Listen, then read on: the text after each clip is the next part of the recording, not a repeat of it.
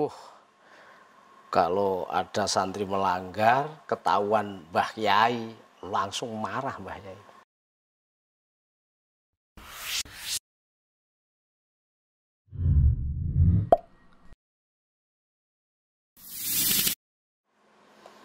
Assalamualaikum warahmatullahi wabarakatuh.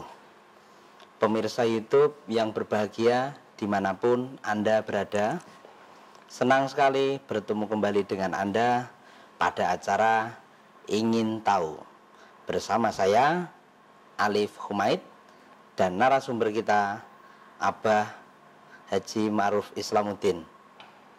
Anda ingin tahu? Mari kita cari tahu.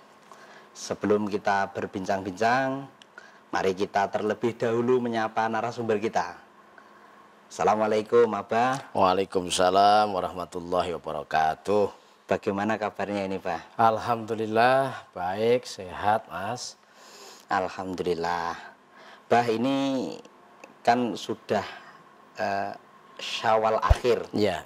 Biasanya kalau tidak sedang ada pandemi COVID-19 ini, kesibukan Abah itu apa ya?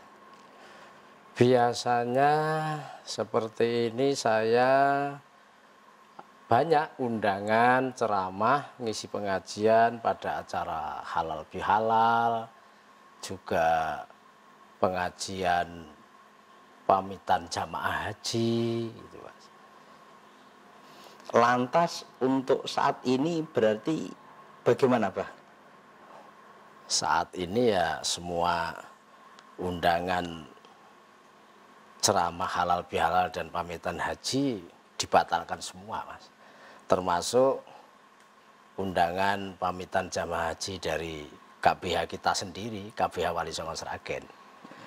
Karena sudah ada keputusan dari pemerintah melalui Kementerian Agama bahwa untuk tahun ini pemberangkatan jamaah haji dibatalkan. Oh, terus Abah bagaimana menyikapi keputusan tersebut? Ya mengalir saja toh Mas. Sami'na wa ata'na kita ikuti karena itu peraturan pemerintah. Begini loh Mas. Manajemen penyelenggaraan ibadah haji itu kan melibatkan banyak negara di dunia. Sehingga menentukan kebijakan jamaah haji pemberangkatannya ditunda ini kan sudah hasil ijtihad dari para ulama dan umarok yang kualitas keilmuannya itu tidak diragukan lagi. Ya kita ikuti saja. Baik Bah, semoga keputusan tersebut dapat diterima oleh semua pihak, terutama bagi jamaah haji yang keberangkatannya ditunda. Amin. Dan tentu saja semoga pandemi COVID-19 ini segera berakhir. Amin. Amin ya rabbal alamin. Nggih Bah, kita lanjutkan lagi diskusinya ya Bah. Monggo. Saya masih ingin tahu ini tentang cerita di masa awal-awal Abah mondok ini. Waktu awal-awal Abah mondok di Banu Saudah ini Bah, Banu Saudah Sragen ya. Bagaimana kegiatan sehari-hari Abah ini? Kegiatan sehari-hari ya mulai sebelum sholat subuh itu sudah nyicil masak Mas. Untuk sarapan nanti. Lah ba'da subuh ngaji Al-Quran sorogan. Setelah itu sarapan, terus berangkat sekolah. Pulang sekolah, sampai pondokan, makan siang, terus istirahat sampai asar. Ba'da sholat asar, masuk di madrasah diniyah ngaji sore, istilahnya ngaji sore di madrasah diniyah sampai jam 5 sore. Setelah itu masak sore, terus sholat maghrib, ya ba'da maghrib biasa rutinan deres Al-Quran, jadi semaan sama teman-temannya itu Mas kan. Kadang-kadang juga menghafal karena besok pagi ba'da subuh istilahnya disetorke gitu. Sampai isya, terus ba'da isya makan malam, terus belajar, ya belajar pelajaran pondok, pelajaran sekolah gitu, sampai tidur lagi. Itu kegiatan hariannya. Iya. Saya tertarik dengan masak sendiri nih, Pak. Iya, gimana? Waktu itu Abah masak sendiri ya? Iya, iya, bisa ini Abah? Ya, sebisanya. Bisa, Mas, bisa. Karena memang pada umumnya santri mondok waktu itu masak sendiri. Tapi khusus bagi santri yang puasa Senin dan Kamis, iya, itu untuk buka puasanya disiapkan di dalam, artinya disediakan oleh bunyai. Oh, ya, begitu ya. Ya, Bah, ini terus kalau rangkaian kegiatan pondok, kegiatan harian, rutinitas harian itu di situ Abah itu bagaimana merasakannya ini? Apakah terasa berat atau bagaimana? Ya awalnya sih berat, Mas, tapi lama kelamaan sih ya biasa-biasa saja. Kalau rasa berat itu terutama pada kegiatan apa, Bah, itu? Kalau kegiatannya sih tidak memberatkan, Mas, ya, artinya tidak berat. Beratnya itu adaptasinya, penyesuaian dirinya itu kan. Sebelum mondok, Mas, di rumah itu kan bebas. Iya. Bebas, artinya nggak ada peraturan yang mengikat itu loh. Pulang sekolah ya bisa main-main, sore bisa sepak bola, kadang juga ada waktu untuk mancing dan sebagainya.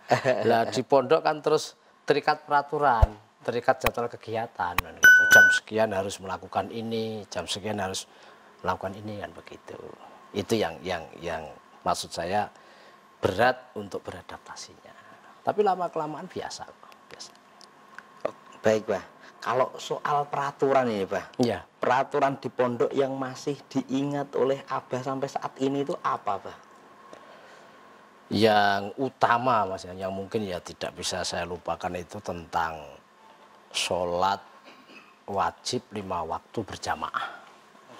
Jadi bagi para santri yang berada di pondok ya, itu diharuskan sholat 5 waktu itu berjamaah. Apa semua bisa menjalankan atau melaksanakan itu, Pak? Ya ada, Mas, 1-2 yang melanggar itu ya pasti ada. Terus kalau ada yang melanggar ini, ya, apakah juga dihukum itu, Pak?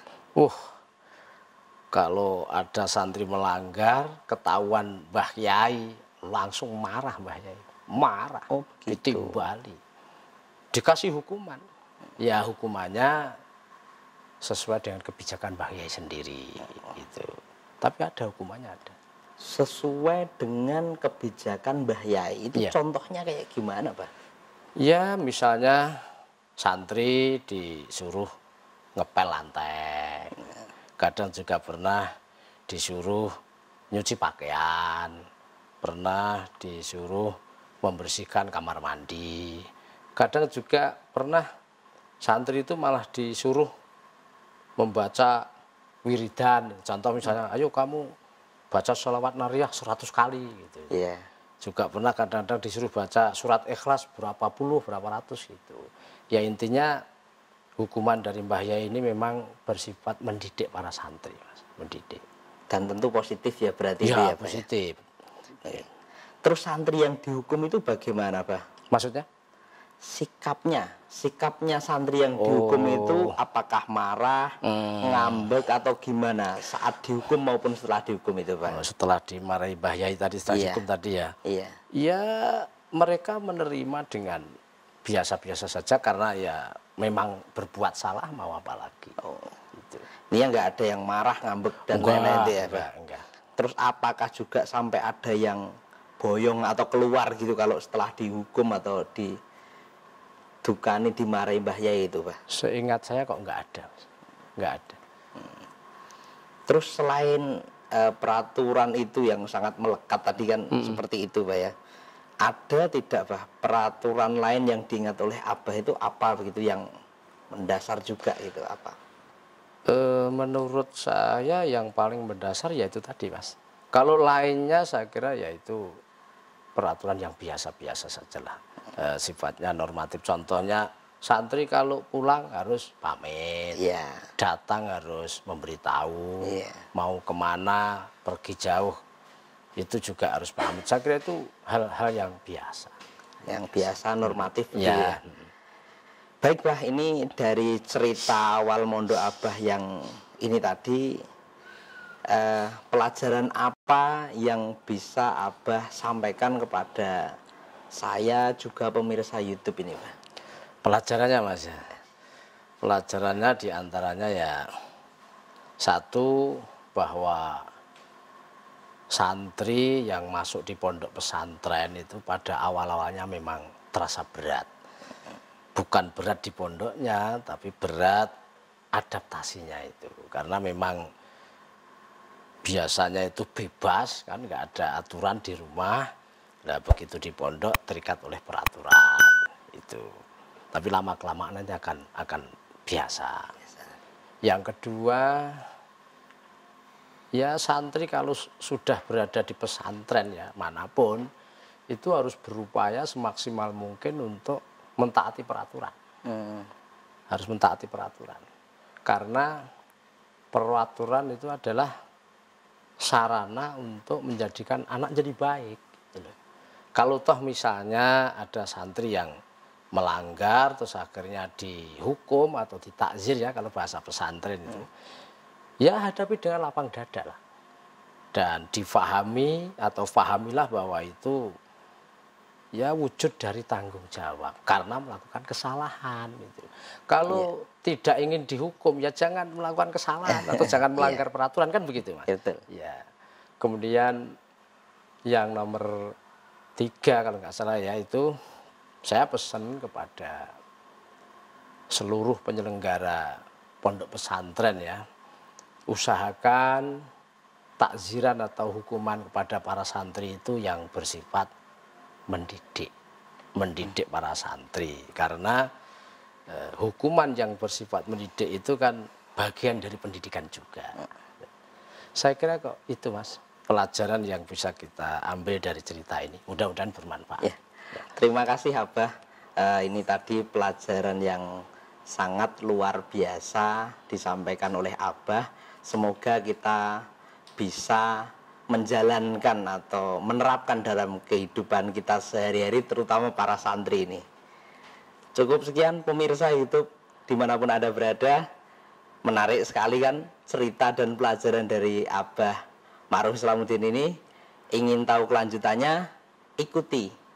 Ingin tahu episode selanjutnya?